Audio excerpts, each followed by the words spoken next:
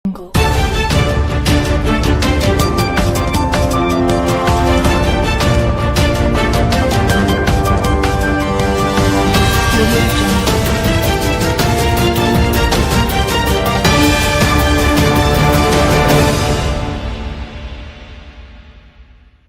Assalamualaikum warahmatullahi wabarakatuh.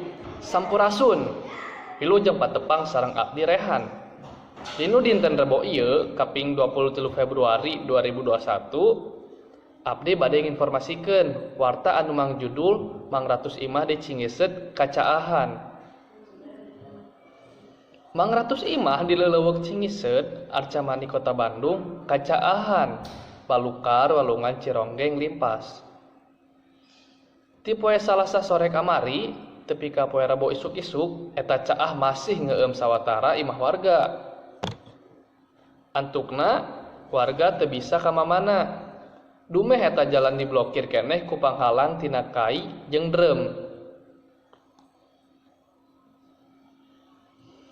Tepi ka poe Rebo isuk-isuk caah masih ngeueum sawatara imah warga. Sanajan kitu caah mimiti ngorotan tepi ka 30 cm.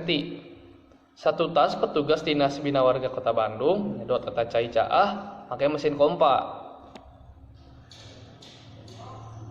Najan caina ngorotan, kagiatan warga di leuleuk Cingiseut Arcamani Kota Bandung masih kateug. Pangna kitu, jalan pikeun ngajuk-juk ka paimahan warga masih diblokir tur kakeueum. Sawatara kendaraan ge jalanna kapaksa muter. Tur dipahi ngalalar ka paimahan nu masih keneh kacaahan.